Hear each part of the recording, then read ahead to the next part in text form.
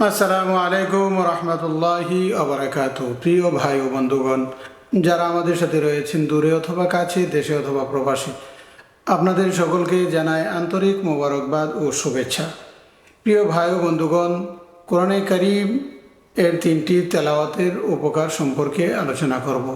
প্রিয় ভাই ও বন্ধুগণ, কোরআনে কারীম আল্লাহ পাক রব্বুল আলামিনের একটি মহান কিতাব, যে কিতাব আল্লাহ পাক রব্বুল আলামিন আমার আপনার পয়গম্বর মুহাম্মদুর রাসূলুল্লাহ সাল্লাল্লাহু আলাইহি ওয়াসাল্লামের উপর নাজিল করেছেন। আল্লাহ পাকের মহান এক গ্রন্থ, আল্লাহ পাকের শাশ্বত বাণী আল কোরআন। এই কোরআনের তেলাওয়াত করলে আল্লাহ পাক রব্বুল আলামিনের দরবারে বান্দার মর্যাদা উন্নতি হতে থাকে। তাই এই কোরআন কিয়ামতের ময়দানে আল্লাহ পাক রব্বুল আলামিনের কাছে তার তেলাওয়াতকারীর জন্য আল্লাহ পাকের কাছে সুপারিশ করবে। সুবহানাল্লাহ। আল্লাহ পাকের কাছে ডেকে বলবে, আল্লাহ, আপনার এই বান্দা আমাকে যত্ন করেছে, যত্ন করেছে, মহব্বত করেছে, বুকে জড়ায় ধরেছে, আমাকে তেলাওয়াত করেছে, আমি তার সুপারিশ করলাম। আল্লাহ পাকের কাছে বলবে। আল্লাহ পাক রব্বুল আলামিন কোরআনের সুপারিশের কারণে কোরআনের দ্বারক বাহককে, কোরআনের হেফাজতকারীকে, কোরআনের তেলাওয়াতকারীকে আল্লাহ তাআলা মাফ করে দিবেন, তাকে আল্লাহ তাআলা জান্নাত নসিব করে দিবেন।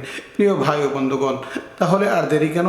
তাহলে আসুন আমরা কোরআনে কারীমের তেলাওয়াতের 3টি বিশেষ উপকার সম্পর্কে আমরা জানি।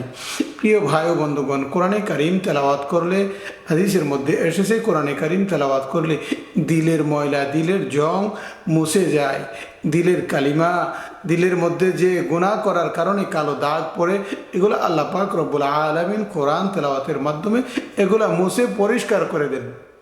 প্রিয় ভাই ও বন্ধুগণ, আমার আপনার গুনার কারণে আমার আপনার দিলের মধ্যে, আমার আপনার অন্তরের মধ্যে যে গুনাহের দাগ পড়ে গেছে, এর মাধ্যমে যদি আমরা কোরআনে কারীমের তেলাওয়াতের মাধ্যমে যদি আমরা আমাদের দিলের ময়লা পরিষ্কার করতে পারি, দিলের গুনাহের দাগগুলি পরিষ্কার করতে পারি, তাহলে কতই না ভালো।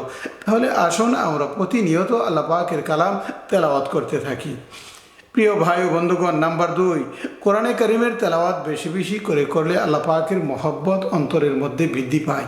যদি কোনো ব্যক্তি কোরআনের তেলাওয়াত অতি মাত্রায় করে, বেশি বেশি পরিমাণে করে, আল্লাহ পাক রব্বুল আলামিন তার দিলের মধ্যে আল্লাহ পাকের মহব্বত ঢেলে দেন। সুবহানাল্লাহ।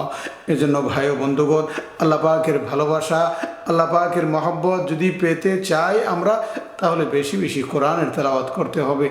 আল্লাহ পাকের মহব্বত আর ভালোবাসা অর্জন করতে হলে আল্লাহর কোরআনকে মহব্বত করতে হবে, আল্লাহর কোরআনের তেলাওয়াত চালিয়ে যেতে হবে। প্রিয় ভাই ও বন্ধুগণ, প্রতিনিয়ত আমরা কোরআন তেলাওয়াত করতে পারি। অনেকে বলতে পারেন যে, হুজুর, আমরা তো কোরআন তেলাওয়াত করতে পারি না, দেখে দেখেও পড়তে পারি না।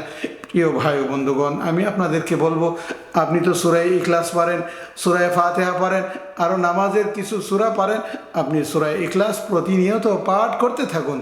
3 বার পাঠ করলে সূরা ইখলাস আল্লাহ পাক রব্বুল আলামিন 30 পারা কোরআন তেলাওয়াতের সওয়াব দান করেন। প্রিয় ভাই ও বন্ধুগণ, তাহলে আর দেরি কেন? আমরা কোরআনের তেলাওয়াত করব এবং আল্লাহ পাক রব্বুল আলামিনের সাথে আমাদের মহব্বত, আমাদের ভালোবাসা গভীর হয়ে যাবে। প্রিয় ভাই ও বন্ধুগণ, নাম্বার 3, রাসূলুল্লাহ সাল্লাল্লাহু আলাইহি ওয়াসাল্লাম এরশাদ ঘোষণা করেন, যদি কোনো ব্যক্তি কোরআনের সাথে সম্পর্ক রাখে, কোরআন তেলাওয়াত করে, রাসূলুল্লাহ সাল্লাল্লাহু আলাইহি ওয়াসাল্লাম বলেছেন, কমপক্ষে প্রতিটি হরফ পাঠ করলে 10টি করে নেকি পাওয়া যায়। না বুঝেও যদি কেউ পাঠ করে, তাহলে 10টি করে নেকি পাওয়া যায়। আর বুঝে পড়লে তো কোনো কথাই নাই। এজন্য অনেকে বলে থাকে যে কোরআন না বুঝে পড়লে কোনো ফায়দা নাই। এটা একটি ভুল ধারণা, তার এই কথা ঠিক নয়। প্রিয় ভাই ও বন্ধুগণ, আল্লাহ পাকের কালাম বুঝে না বুঝে যে কোনোভাবে পড়তে পারেন। না বুঝে পড়লেও আল্লাহ পাক রব্বুল আলামিন আপনার আমার আমল নামায় প্রতিটি হরফের বিনিময়ে 10টি করে নেকি আল্লাহ তাআলা দান করবেন। সুবহানাল্লাহ। 3টি কোরআনে কারীমের বিশেষ উপকারের কথা আপনাদের সামনে বর্ণনা করলাম। প্রিয় ভাই ও বন্ধুগণ, এই 3টি কথা আপনাদের সামনে বললাম। আল্লাহ পাক রব্বুল আলামিন আমাদেরকে কোরআনে কারীমের উপর আমল করার তৌফিক দান করুন। 3টি কথা আমি আবার আপনাদের সামনে সংক্ষেপে বলতেছি। কোরআনে কারীমের তেলাওয়াত করলে দিলের ময়লা জং আল্লাহ তাআলা পরিষ্কার করে দেন। আল্লাহ পাকের মহব্বত অন্তরে বৃদ্ধি পায়। প্রতিটি হরফে 10টি করে নেকি পাওয়া যায়। সুবহানাল্লাহ। আল্লাহ রাব্বুল আলামিন আমাদেরকে কবুল মঞ্জুর করুন। আমিন।